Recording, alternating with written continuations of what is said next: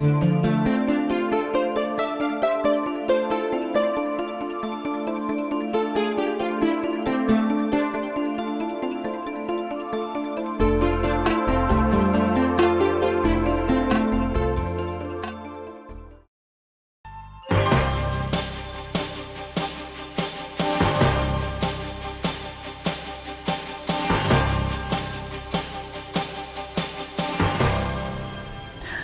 and welcome back to another edition of Focus One. Today we're going to be talking about the sequester. Remember that? We'll be talking about a number of other budget and tax issues, also debt ceiling and debt financing, how all of these things affect our economy now and in the coming years. Our guest today, I'm very happy to have Dr. Aisha Summerson, an emeritus professor and dean from the University of Wisconsin-Madison. My daughter is actually a Badgers fan. Aisha, welcome to the program. My pleasure.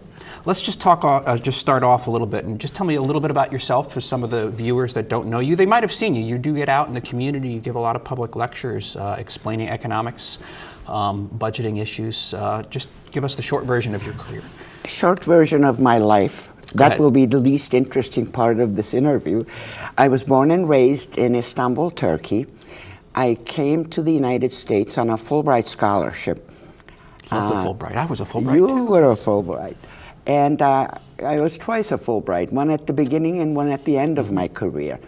And I came to Wisconsin. The University of Wisconsin gave me a full scholarship, without which I could not have gone through grad school. And I got my PhD in international economics. And then I was going to go back and change the world. Mm-hmm. But I decided to stay in Wisconsin and change Wisconsin for the next 30 years, which is what I did. I did a lot of teaching, a lot of adult education, and I ran the Wisconsin Extension Service. Explain a little bit about what that does. That's the university's outreach, right. Taking knowledge out to the people where they live and work to focus on their problems. Mm-hmm. So we would have programs for businesses, for communities on economic development, for homeowners, for youth. The 4-H program is a part of this. For agriculture, which is the start of the extension program.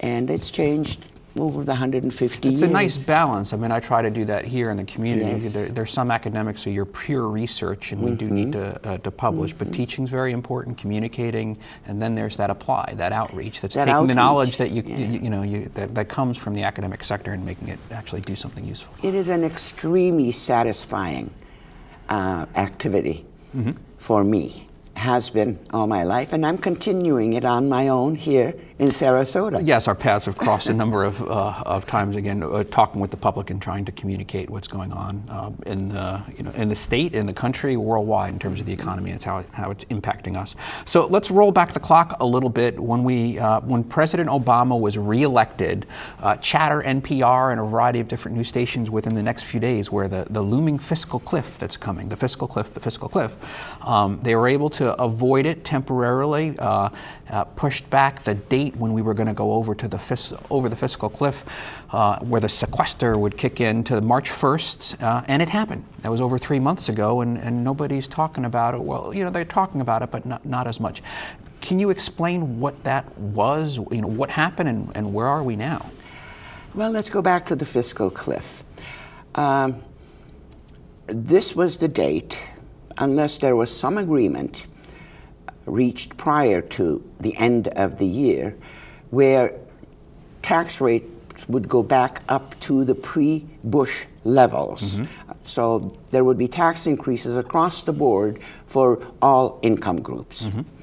And at the same time, there would be a budget cut that would add up to a little over $1 trillion over 10 years.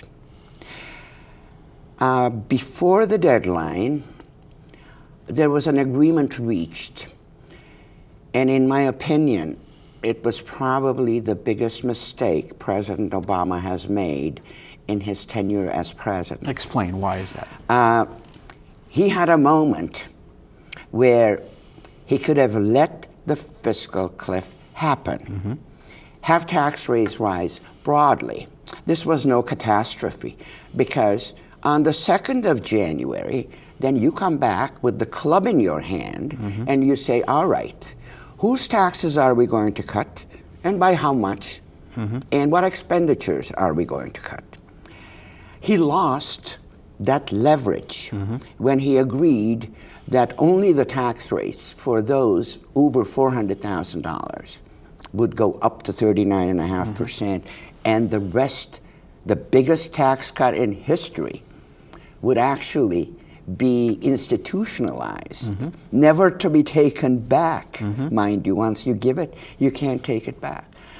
So he missed that opportunity of shaping the tax and expenditure cut debate from January on. So once that happened, the sequester of $85 billion a year was pushed down 2 months, and again, a deal could have been reached in those 2 months, but the president had lost the leverage. So.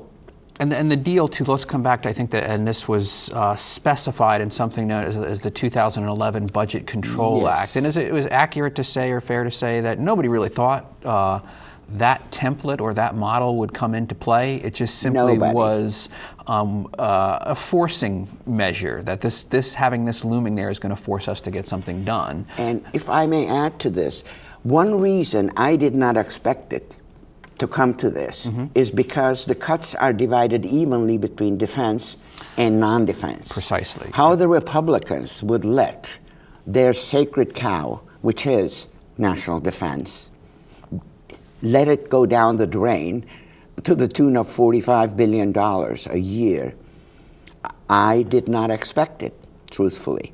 I thought they would gladly cut the other half, right, but not national defense. But they did. And here we are. Very few people understand what the sequester is. I saw a clip the other day. Tell us it's about it. From the Jimmy Kimmel show. They make up a nonsensical... You watch Jimmy Kimmel a lot? I don't. You don't? Somebody alerted me that I should watch it. So they made up this question. The question was, should the president stop the sequester and send it to Portugal? They went out and asked 7 people. The first one said, of course he should. It's their constitutional right. The second one said, I think he should. They need it more than we do. And on. Finally, one person in the 7 said, I have no clue, which is the case in general across the country, except for our viewers. So it's kicked in. And there's mixed reactions. I mean, I think we might see the rollback on certain things, but a lot of, I think, our day-to-day public services tend to be, state and local budget. We actually had a relatively decent year in the state of Florida, so in terms of the hand-wringing and, 5 years of budgetary pain, the last state budget worked out pretty well. So maybe people aren't noticing what's happening with respect to the impacts of or maybe the impacts are just not all that great. What do to date? We're not talking about a draconian cut, but the impact is felt differently depending on where you live, how old and how wealthy you are, how young and how wealthy you are, whether you have a forest fire in your state, etc. For example, the Forest Service is operating with thousands less personnel and a great deal less machinery to fight the dramatic fires going on in Colorado. Those people feel the impact. If you were getting a rent subsidy, if you were getting home heating assistance, and it got cut, you will personally feel the impact of the sequester. If you are in a military town, let's say Norfolk, you will feel it a lot more than somebody else in New York City. So $85 billion, but not all of it will be hitting this year.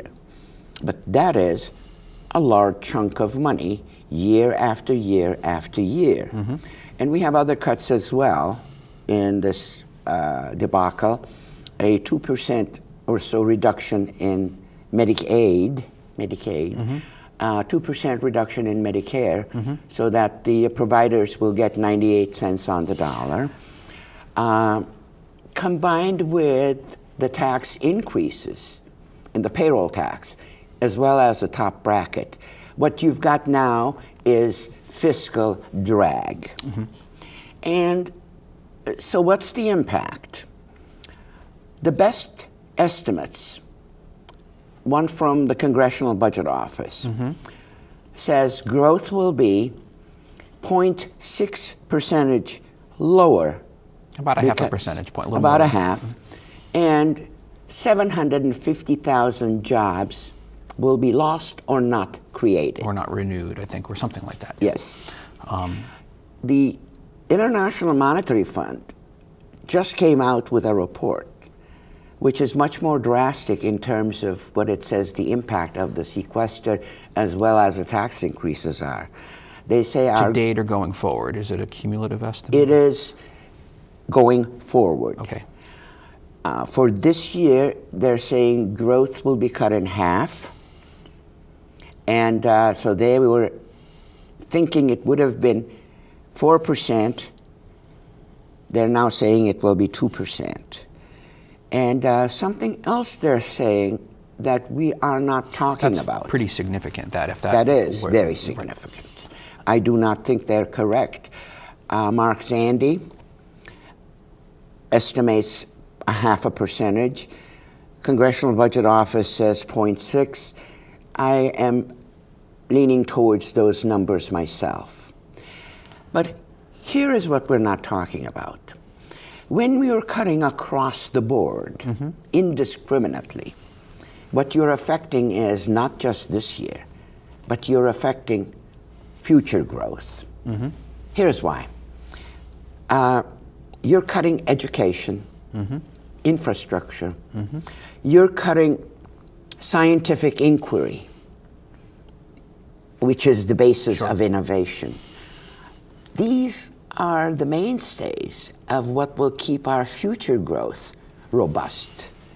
So instead of being able to thoughtfully cut here, add some other place to the drivers of growth, you're slashing it across the board like a machine. And there's not, I think it's safe to say, I don't think there's anybody that are permanently happy with this approach to fixing the budget problems. But let me walk back and try to tease out where some of the fault lines are and get your assessment on it. As you had mentioned, the Republicans, you were surprised that they allowed the defense spending budgets to go through. So I think our House has already passed a couple of appropriations bills, a Republican-controlled House, and what they look like is more a restoration of a lot of that defense spending, resistance or refusal to consider any more new revenue or tax increases, but in order to make those numbers work under what was, again, specified by the Budget Control Act, it's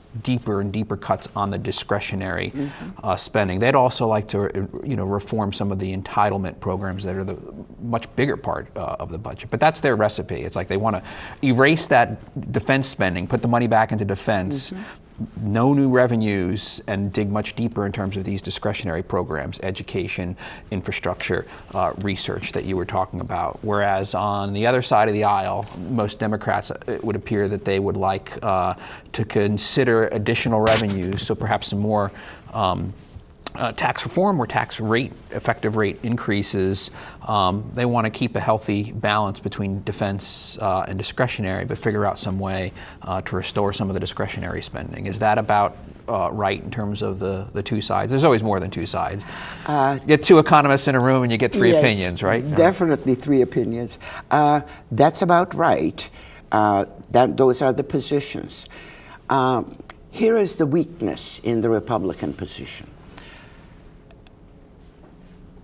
The Democrats say they won't let you touch Social Security, Medicare, or other welfare programs.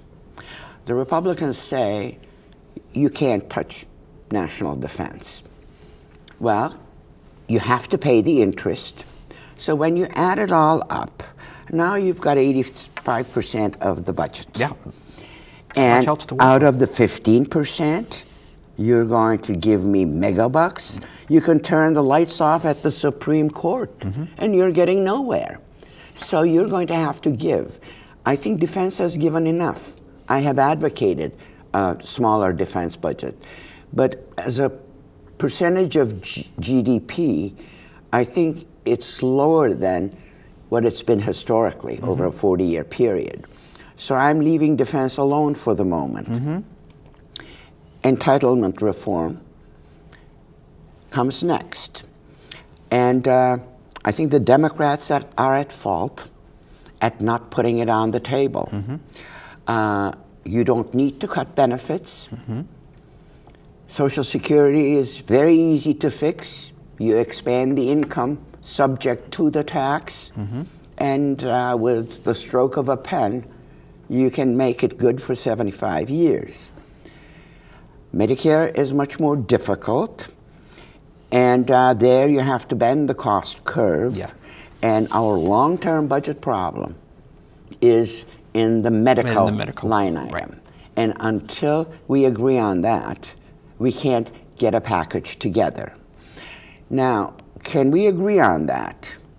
I think we can, but I would come back to the sort of, it's the political dynamics. Of course. And the Democrats, many of them are loath to cede any ground where they're going to be vulnerable with their base until, I guess they get what they want. And as you mentioned, or just get some additional movement on the revenue side, but the president did squander an opportunity to sort of, I guess, set terms that would have been a little bit, probably a little bit more attractive to the Democrats. On the medical side, we know what to do. Will we be able to do it? No, not soon. Not until we have a definitive election that says, here is the way we want you to move.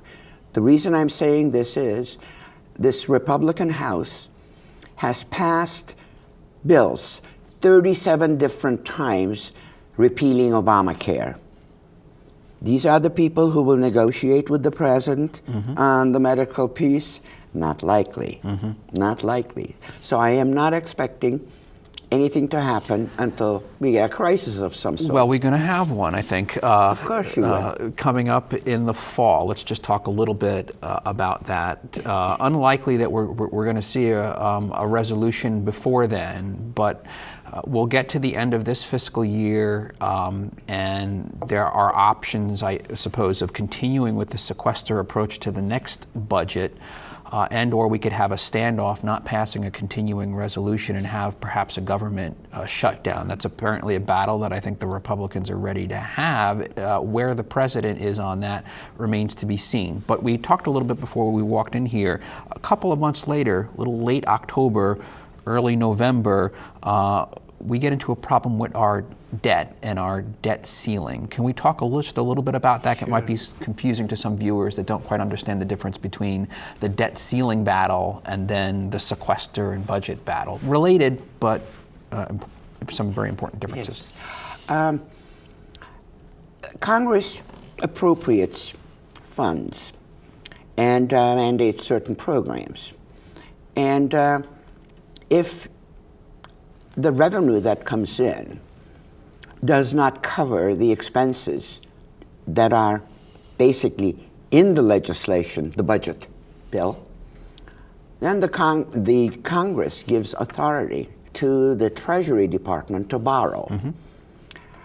And they put a ceiling, which is called the debt ceiling, on up to what level the Treasury can borrow. See, the debt is cumulative. So when you raise the debt ceiling, all your old debt is still there. You're just saying you can get a couple more, several more $1 billion you can borrow. Well, the debt ceiling is a little over at 16.6+%. No, trillion dollars. And which dollars. can be trillion dollars. translated into a percentage. And we reached the debt ceiling on the 18th of May. So what's been happening? Yes, what has been happening? Well, the Treasury has what they call extraordinary measures that it can take for a few months. For example, you don't make contributions to the federal retiree benefit program. There are other things you don't pay which don't show up as reductions in Social Security checks. There are a lot of these small items that can take the Treasury a few months. And the estimates are right now that the Treasury will run out of gimmicks towards the end of October, sometime end of October, 1st of November. Unless the debt ceiling is raised, then the government will face a decision. Who to lay off, which parts of the armed services you don't pay, how much fewer dollars you send to the retirees in the form of a Social Security check, which national parks you close, et cetera, et cetera. Millions of decisions.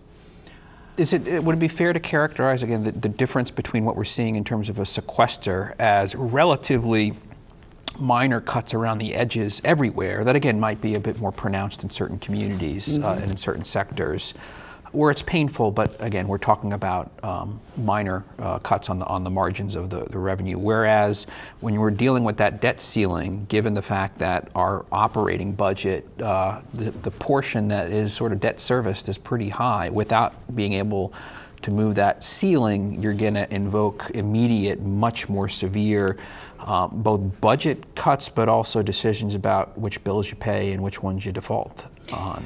Additionally, the impacts of not raising the debt ceiling are not national. They are international. The honor of the United States is basically at stake.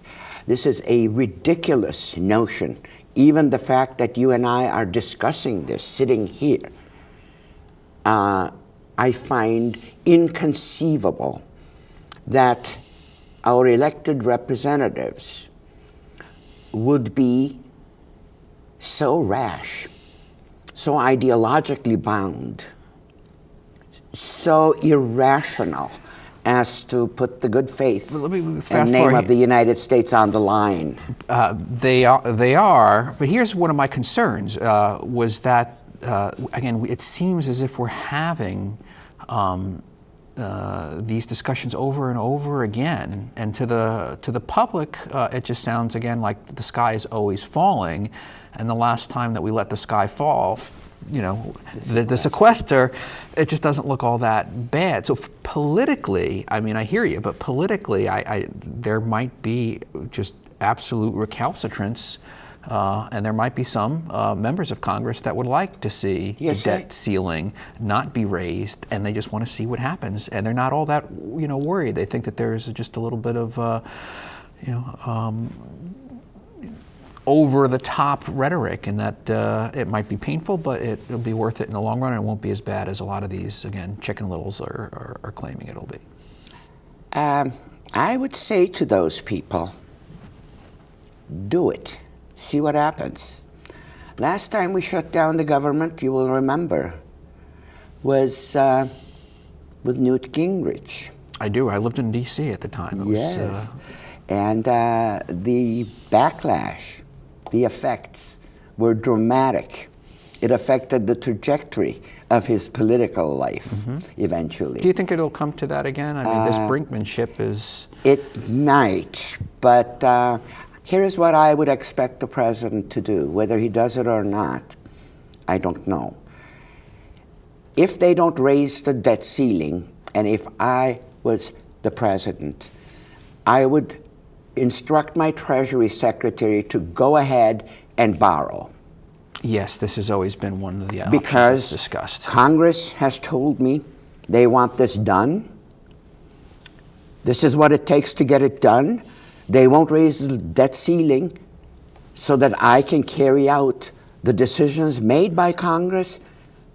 I am going to violate the And Constitution. we'll have a constitutional standoff. And the Supreme this, Court will have to, I guess, come in. instead of cutting spending, I am unilaterally raising the debt ceiling. There is some constitutional support for this because the president is charged with defending the currency. And what will happen to the dollar if the strongest of assets in the world, Treasury's paper, is downgraded? I don't even want to contemplate. You have a financial crisis, the mother of all financial crises. So this is irresponsible behavior, Frank. What, we're nearing the end of our time here. What do you think the chances of this ending neatly prior to, like, there's a big grand bargain and deal that gets struck at 11:59? Do you think, what are the chances of that happening before, again, we get into, brinkmanship where we kind of cross some lines and things get a little ugly? I mean, there is always a probability people wake up more sane than they went to bed. Is it high? No. I think we're in for this until we have an election where the people speak about what they want. And until we see that kind of a strong statement, unfortunately, we are in for this kind of brinkmanship. And we're just going to go from crisis to crisis. Mind you, the world is discounting these crises now. The stock market is yawning. That is another complicating factor, which again reinforces this backdrop that this is just a lot of blowhard and a bunch of folks crying about the sky falling when in fact business as usual in Washington. Don't pay too much attention to it. We're going to have to pay some attention to it if this doesn't get resolved. Our budget situation is much improved, by the way. In 2009, the first year after the recession started, we had a budget deficit that was 10% of GDP, a historic high. This year, we will have a budget deficit a little over 4% of GDP. That's a little bit of good news. In 2015, it will go down to 2.1% of GDP. Revenues are rising, expenditures are falling, and then after 2015, it turns around again, and by 2023, we're back to 3.5% of GDP. We pay more interest, more people get on Medicare, more expensive tests are conducted, and more health inflation. All those combined, again, turn it around. But we have a few years of good news that I would like your listeners to hear about. We'll take what we can get when we can get it. We're going to have to bring you back again in a few months to revisit many of these issues and some stuff that we haven't explored. Aisha, in the interim, what do you think you'd like our viewers to be paying attention to as we work our way through the doldrums of summer and start to approach again the renewed brinkmanship of the fall?